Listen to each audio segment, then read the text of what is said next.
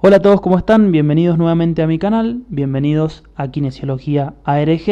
En este video voy a hablar del sistema respiratorio. Para los que no se acuerdan, hice un video de sistemas corporales donde toqué algunos detalles acerca del sistema respiratorio. Dijimos que este sistema era el encargado de la respiración, o sea, del conjunto de mecanismos por los cuales las células toman oxígeno y eliminan dióxido de carbono. Básicamente esa es la función principal, introducir oxígeno a los tejidos y eliminar el dióxido de carbono producido por el metabolismo celular. A su vez, este sistema desempeña una gran cantidad de funciones, algunas de ellas pueden ser conducción, filtración y humidificación del aire, participar en el intercambio gaseoso, en la fonación, en el sentido del olfato. Tiene una función muy importante en la regulación del estado ácido-base, también en la eliminación de tóxicos volátiles que pueden llegar a agredir al organismo, y tiene una actividad hormonal produciendo la ECA o enzima convertidora de angiotensina. Bien, el intercambio gaseoso que proporciona oxígeno a la sangre y elimina el dióxido de carbono que se produce en el organismo producto del metabolismo celular se realiza en los pulmones a nivel de formaciones especializadas denominadas alvéolos, los cuales constituyen parte del parénquima pulmonar. Para que ese oxígeno contenido en el aire llegue a los pulmones es necesario que exista una serie de estructuras tubulares que comuniquen los alvéolos con el exterior y que a su vez se encarguen de calentar, humedecer y eliminar gérmenes. Estas estructuras tubulares que van a conducir el aire van a formar parte de una de las porciones del sistema respiratorio denominada porción conductora. La otra porción, la cual está encargada de realizar intercambio de gases entre la atmósfera y la sangre, se va a denominar porción respiratoria. Entonces, porción conductora está constituida por un conjunto de cavidades tubulares que tienen por finalidad conducir el aire desde el exterior a todas las regiones del pulmón o a la inversa, desde el pulmón al exterior, y va a comprender una serie de órganos y estructuras extra e intrapulmonares. Extrapulmonares, bueno, vamos a tener la cavidad nasal, nasofaringe, laringe, tráquea y bronquios primarios. Intrapulmonar, bronquios intrapulmonares y bronquiolos no respiratorios. La porción respiratoria va a estar constituida por los bronquiolos respiratorios, conductos alveolares, sacos alveolares y los alvéolos. La nariz presenta dos cavidades, una al lado de la otra, la cual reciben el nombre de fosas o cavidades nasales. Están separadas por un tabique cartilaginoso, denominado tabique nasal, y se abren en su parte anterior a través de la ventana nasal y en su parte posterior se comunican mediante las cóanas con la nasofaringe. La parte anterior de la ventana nasal recibe el nombre de vestíbulo y está recubierto en su parte anterior por tejido epitelial estratificado plano queratinizado, y va a presentar glándulas sebáceas, sudoríparas y folículos pilosos. Los pelos reciben el nombre de vibrisas, que junto con las secreciones de las glándulas impedirán la entrada de partículas de polvo y otros cuerpos extraños.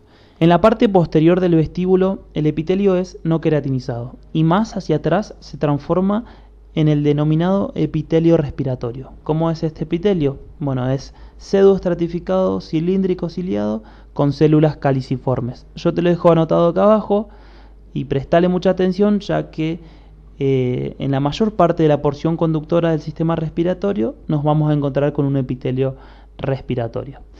Este se encuentra sobre una membrana basal y se apoya en una lámina propia, el cual contiene glándulas mucosas, serosas y también células propias del tejido conjuntivo, tales como linfocitos y macrófagos.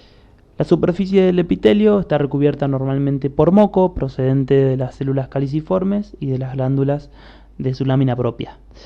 El moco y las partículas de polvo van a ser desplazados hacia atrás por el movimiento ciliar y de esta manera van a ser deglutidos o expectorados.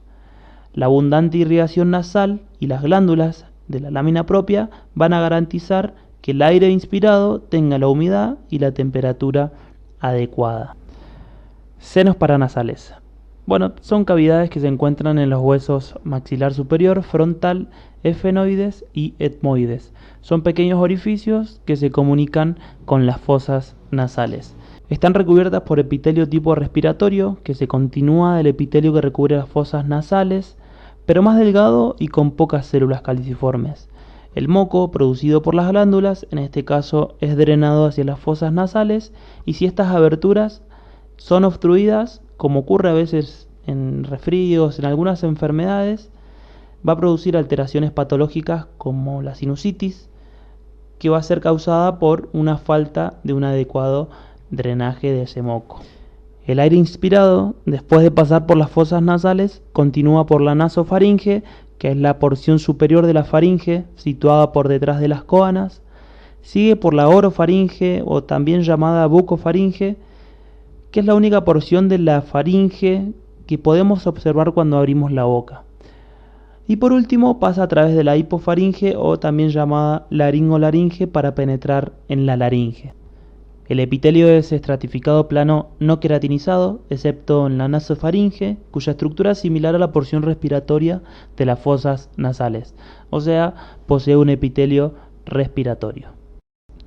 La laringe es un tubo de forma irregular que une la faringe con la tráquea y realiza distintas funciones. Además de permitir la entrada y salida de aire, interviene muy directamente en la fonación. También impide con sus reflejos, como por ejemplo la tos, que penetre algo que no sea aire en las vías respiratorias. Las paredes de la laringe contienen una serie de cartílagos unidos por tejido conjuntivo fibroelástico que las mantienen siempre abiertas e impiden que se cierren en el momento de la inspiración. Además, vamos a encontrar un cartílago muy importante para el sistema respiratorio denominado epiglotis. Este es un cartílago elástico en forma de lengüeta situado delante del orificio superior de la laringe, el cual va a ocluir en el acto de la deglución. La mucosa va a formar dos pliegues que van a sobresalir a la luz de la laringe. Estas son las cuerdas vocales verdaderas y las cuerdas vocales falsas. Están constituidas por músculo y el movimiento de las cuerdas vocales va a permitir la salida de una mayor o menor columna de aire en el momento de la expiración, lo cual va a modificar la tonalidad del sonido. En este sitio el epitelio sigue siendo el mismo, o sea, epitelio tipo respiratorio, excepto en la cara ventral y dorsal de la epiglotis y también en las cuerdas vocales verdaderas. El epitelio en estas zonas es de estratificado plano no queratinizado por ser zonas que tienen mayor fricción y desgaste. La laringe se va a continuar con la tráquea, que es un tubo aproximadamente de 12 centímetros de longitud y 2,5 centímetros de diámetro. Posee de 16 a 20 anillos de cartílagos hialinos. Estos se encuentran dispuestos en forma de C, es decir, que no se cierran en la parte posterior. La mucosa traqueal está revestida por epitelio respiratorio. Ya sabemos cómo es el epitelio respiratorio. Si no te lo acordás, está resaltado en amarillo ahí abajo. Este epitelio se encuentra o se localiza sobre una membrana basal que se encuentra a su vez sobre una lámina propia formada por tejido conectivo laxo rico en fibras elásticas dispuestas longitudinalmente. La submucosa va a estar constituida por tejido conectivo laxo sin límites definidos con el tejido conjuntivo fibroso del pericondrio de los anillos cartilaginosos. En esta capa encontramos glándulas mixtas con predominio mucoso, las cuales son más abundantes entre los anillos cartilaginosos y en la parte posterior de la tráquea. Recuerden la importancia en la eliminación de las partículas tóxicas o que pueden afectar al organismo que tiene el moco. La capa muscular está formada por 20 anillos cartilaginosos, es incompleta y estos tienen forma de herradura. En su porción posterior están cerrados por haces entrelazados de músculo liso, lo que hace que la tráquea sea aplanada en su parte posterior. La adventicia, formada por tejido conjuntivo laxo y fibroso, va a unir este órgano con las partes del mediastino. Bien, la tráquea que empezó en la laringe va a finalizar en la zona torácica, bifurcándose en dos conductos principales. Estos van a ser los bronquios. Por un lado vamos a tener el bronquio primario derecho, que va a penetrar el pulmón derecho dirigiéndose a la base de él, dando tres ramas destinados a los lóbulos superior, medio e inferior, y por el otro vamos a tener el bronquio primario izquierdo, que va a penetrar el pulmón izquierdo, dando una rama bronquial para el lóbulo superior y otra para el lóbulo inferior. Si te acordás, la primera parte del video hablamos de que teníamos una porción conductora extrapulmonar, que es la que estuvimos describiendo anteriormente, y también teníamos una porción conductora intrapulmonar, que es la que nos vamos a empezar a meter de a poquito ahora, ya que los bronquios se dividen en bronquios extrapulmonares y bronquios intrapulmonares. Bueno, los bronquios se van a ramificar en función de los lóbulos en los que se divida cada pulmón. Estos tienen la misma estructura histológica que la tráquea, pero a medida que van entrando a los pulmones, los anillos de cartílago se sustituyen por placas irregulares de cartílago.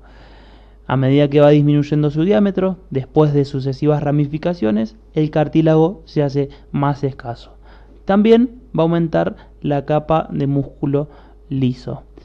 Yo acá te voy a dejar un cuadro para que veas similitudes y diferencias. Te puse bronquio extrapulmonar e intrapulmonar y cada una de las capas. En función de la mucosa, los dos presentan epitelio respiratorio, con la simple diferencia que a medida que los bronquios van disminuyendo su calibre y se acercan a la porción de respiratoria del pulmón, van a empezar a simplificar sus estructuras histológicas y el epitelio se hace cada vez más bajo. Esto no se efectúa de manera brusca, sino gradualmente.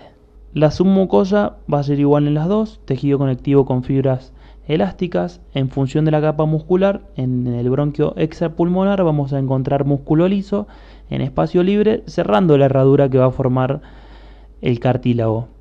En el intrapulmonar también músculo liso, pero este va a ser en forma de capa anular que va a rodear la circunferencia del bronquio.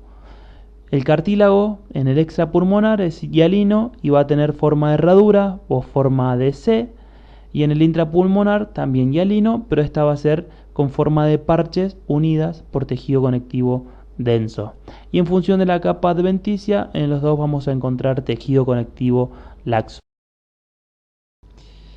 Bien, hasta acá la introducción al sistema respiratorio. Hablamos de histología, funciones y quizás otras cositas más. Fíjate que solamente abarcamos a aquellas estructuras de la porción conductora.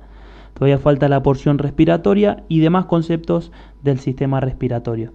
A continuación voy a seguir subiendo los videos. Si tenés alguna pregunta, no dudes en hacerla de este tema o de algún tema en particular.